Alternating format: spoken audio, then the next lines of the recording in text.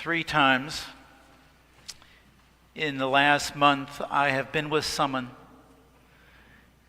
as they are saying goodbye to this life.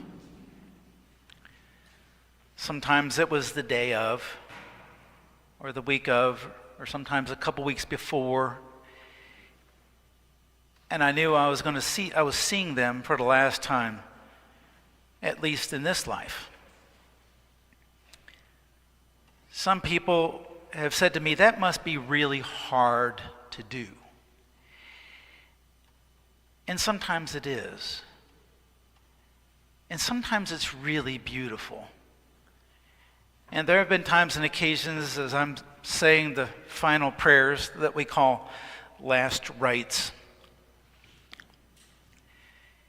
It's like I can almost feel the hand of Jesus on my hand giving the first rites to the new life.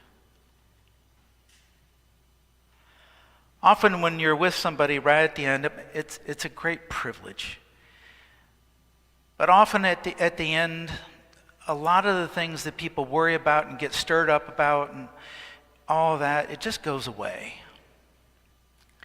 And people begin to really focus on what has it all been about? And what are the most important things?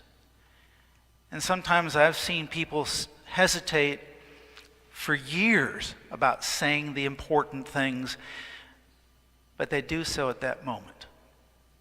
I've seen great moments of forgiveness, great moments of letting go, and great moments of love. And when all that happens, that's a beautiful death. We're with Jesus on his last night. He's on his last lap, and he knows it. And he knows that his life is hanging in the balance and that he will very soon be arrested. He knows what is going to happen.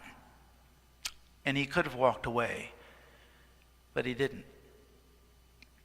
And on this night, as we listen to him, Jesus boils it all down to the things that are really most important.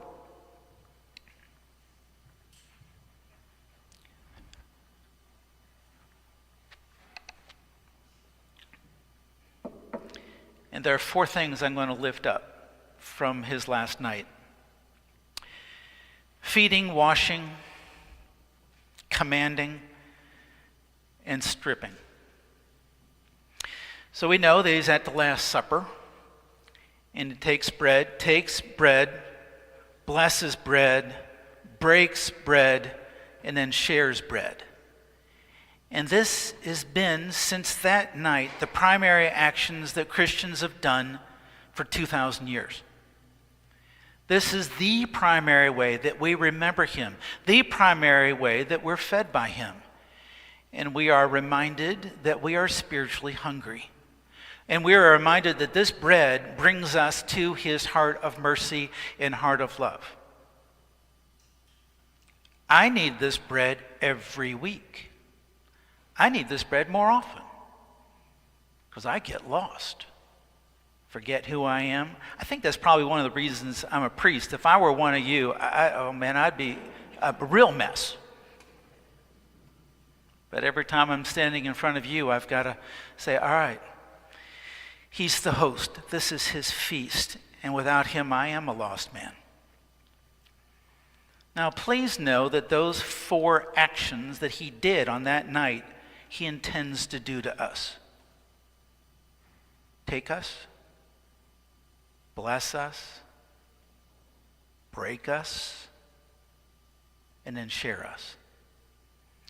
That what we do on the altar is what he intends to happen in our lives. We are to be walking bread for the world. There have been arguments about the bread and when Jesus becomes the bread and what are the magic words, and all that is frankly distracting and silly. And people have lost lives over such things. What's important to know is he feeds us and he wants to work through us to feed the world. Second thing,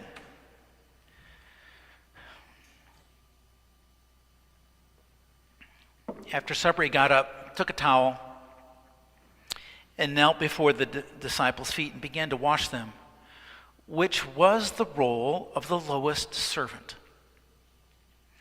And you can see that little tussle with Peter, not me, Lord, unless I wash you, have no part of me, then Jesus, give me the full bath. And I was glad to hear some of you laugh, because you can laugh with Scripture, it really is all right. It's a comical moment. And I love Peter. He's so hapless. I love Peter. I understand Peter. That's not enough, Lord. And soon I'm going to invite you for the hand washing and the foot washing. My first year in seminary, it was announced that on Maundy, Thursday night, there would be a foot washing. And I used to be kind of snotty in those days. And I said, that's not something Episcopalians do. The Baptists do that. Or the people up on the hills do that, but we don't do that. Here, we're high church. We don't. And we were told that representatives of the student body would be chosen, and I was persuaded by Jesus that I would not be.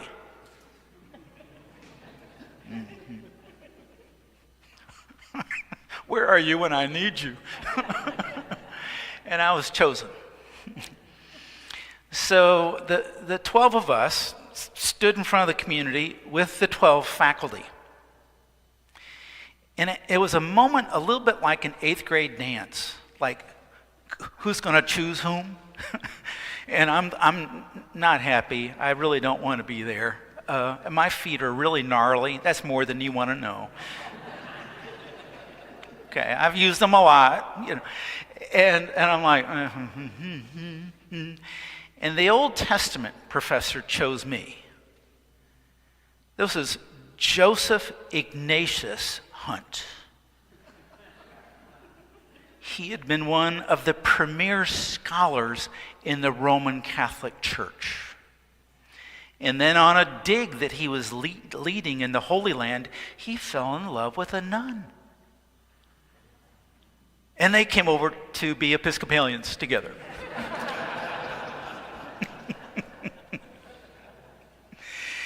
He was one of those people, when he walked into the classroom changed. That wasn't true with all of them. But with him, it did, because there was this spiritual force around him. And I'm thinking, if anybody chooses me, I'm here to be chosen, I hope it's not him.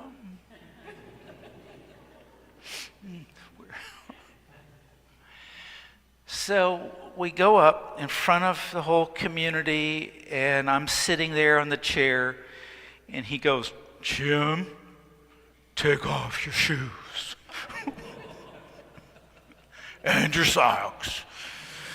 So I do that. I'd worked on my feet a little bit. And he washed one and then dried it. And it was like time slowed down. And I'm looking at this massive spiritual person kneeling before me, and it's taking my breath away. And he takes the other foot, and it just is elongated.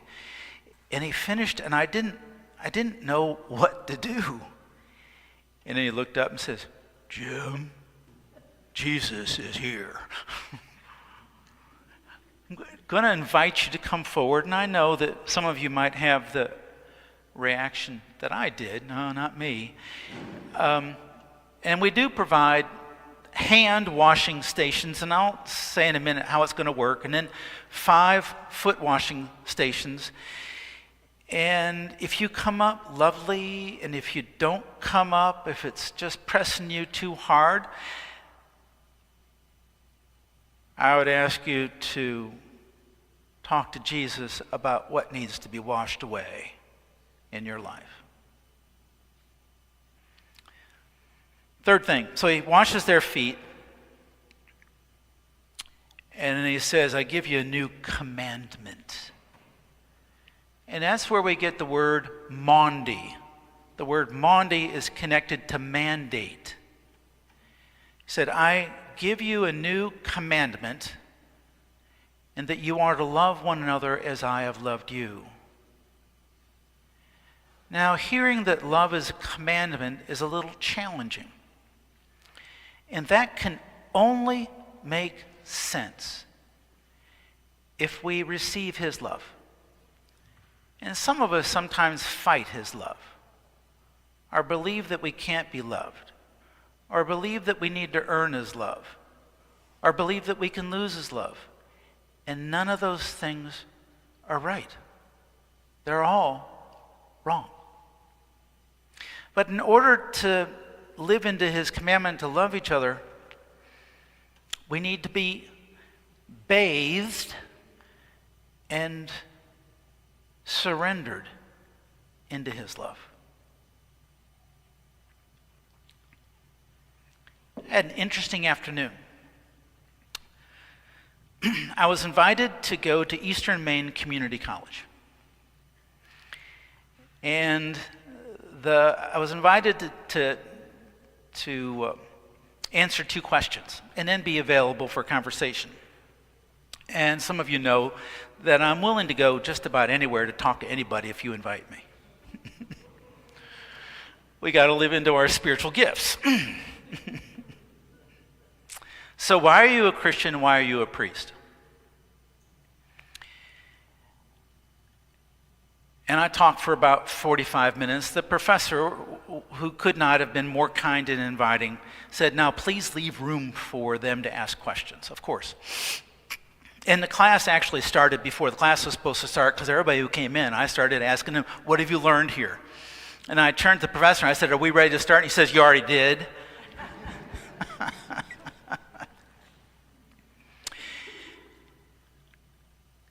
Early on, it somehow came up that they had somebody, a pastor, who described himself as an evangelical. And I always like, what's coming now? And they dug out a two-page report, statement on what it means to be an evangelical. And there were more items there than I knew how to count. It was like 84 items, and I'm looking at this, and I'm like, this is a nightmare. And I said, this document, from my perspective, this is anti-evangelical. So I wrote up evangelical. What does it mean? Somebody knew. It means good news. And I said, most of this is bad news. Most of this says to people, you don't belong. Are you going to sign up for all this? Or you're cast into outer darkness. And this is not the good news. So what is the good news? Jesus came to love us, came to forgive us, came to heal us. And at this point, the questions, the hands started going up. And it was so interesting and so telling and so sad. My uncle committed suicide. Can Jesus love somebody who commits suicide? Can Jesus love gay people? Can Jesus love divorced people? Can Jesus love transgender people? And it was this litany of pain on how people had not been loved, or how a loved one had not been loved. And it caused me first great sadness, and then I got angry. Because what I was hearing is that these people were on the end of what I would call spiritual abuse. And we stand against all of that. And we need to hear him say, I command you to love. And there are no limits to the love of Jesus. And when we put limits around the love of Jesus, we're getting in trouble with Jesus. Let's not get in trouble with Jesus. Fourth thing, and this one's symbolic, but it speaks to our hearts. At the end of this service, we're going to strip everything down that's movable. And this place is going to become very stark. Before the service, William said that this was the most meaningful moment for him, is this seeing the starkness. And we strip it all down in remembrance that Jesus was stripped naked for us, with no dignity left, dying naked, mocked and scorned. And stripping down the whole sanctuary reminds us of what he did for us, and it reminds us that we need to get naked before him, that we need to strip down of all our posturing and our pretenses and all of that. We need to strip down, because the more we strip down, the more we can be clothed with his grace and love. Amen.